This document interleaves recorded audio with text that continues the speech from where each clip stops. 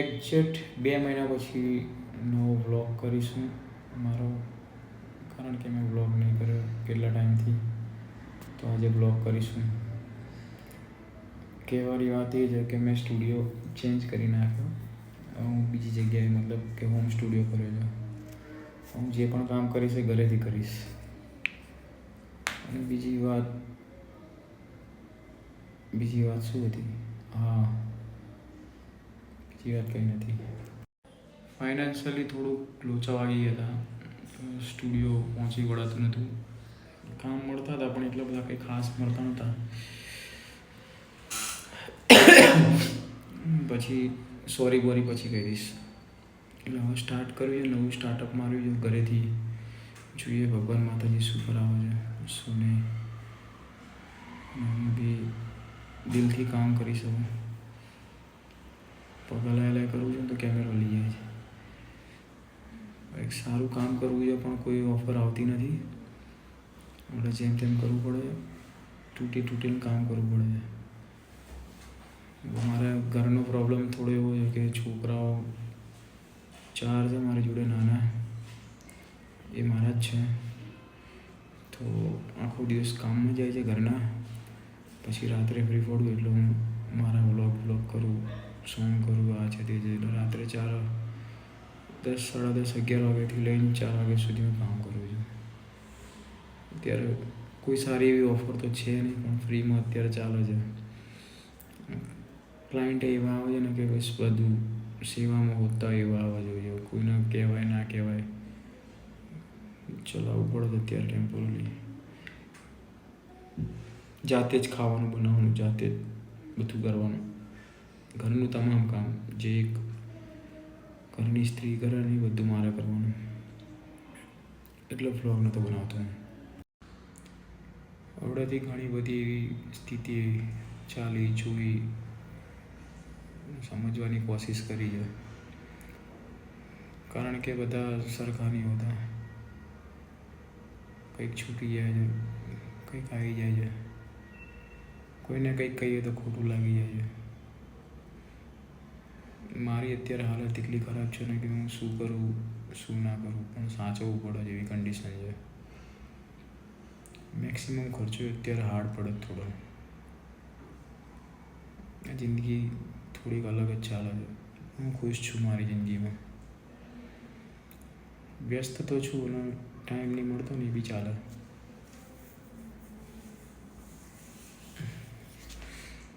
આ નવો સેટઅપ લગાવ્યો છે એકદમ. સ્ટુડિયો હતો એની જગ્યાએ પછી હોમ સ્ટુડિયો કરી નાખ્યો.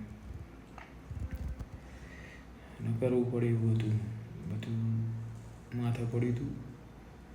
બધી રીતે હેરાન થતું હતું. સ્ટુડિયો સવારે 9 વાગે સ્ટુડિયો આવી જવું તો જવાનું કંઈ નક્કી નહોતું. 4 વાગે 5 વાગે રાતના. એટલે આજે સવારે 9 વાગે જવું તો બીજા દિવસ સવારે 4-5 વાગે જાય. તો એ ઘરે આવું 7 વાગે સૂઈ જાઉં. 7 વાગે સૂઈને ઉઠું એટલે સીધો 9 વાગે 2 કલાક આરામ મળતા હતા. સ્ટુડિયો ઉપર પછી સૂઈ જવું પડતું હતું. બહુ જ તકલીફ. કંટાળો એક નંબર આવે છે એટલે ઊભો થતો નહીં. બેઠા બતાવી દઉં છું સ્ટુડિયો. જોઈ લેજો આજે મારો સ્ટુડિયો. આ પિયાનો છે. એક ગરીબ માણસને જોઈએ શું? એક ઓડી, એક બંગલો, એક મજબૂત બાઇક, હાયાબુસા, હાર્લી ડેવિડસન. બીજું શું જોઈએ? પછી એક ફર્સ્ટ ક્લાસ રશિયન ઇન્ડિયન જે ચાબા બનાવીને ખવડાવવા આપણે મજબૂત દબાઈને. એક ગુજરાતી સોંગનું કમ્પોઝિશન કર્યું છે મેં મજબૂત. એ તમને સંભળાવું. સાથ જીવાની કસમો ખાધી, કિંમત એમાં ભૂલ પડ્યો. તું શું જાણે પ્રેમની ભાષામાં વિખરાટ પડ્યો. ના તું ખુશ છે હું પણ ના રહ્યો.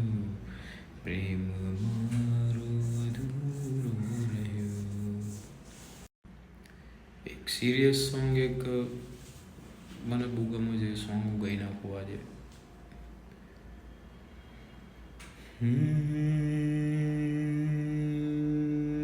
काल से पहले कहीं था,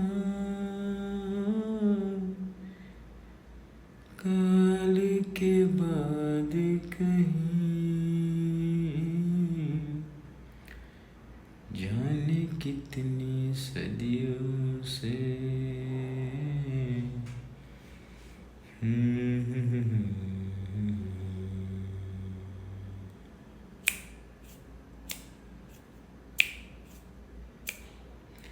तेरी तेरी तेरी तेरी तेरी तेरी तेरी तेरी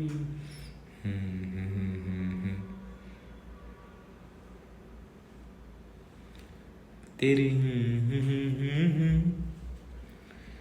ना बांस की बंसी न सोने का सलिया,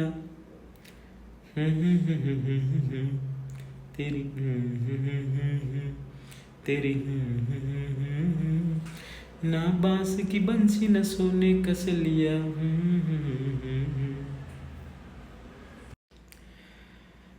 आया था वो एक्शन में सपनों का एक सावन, आया कि लड़की चोट बहुत थी, मन में मची थी हलचल. साथ जिएंगे साथ मरेंगे साथ चलेंगे पैदल, पता चला पर बाइक वाला कोई ले गया उसको उठाकर.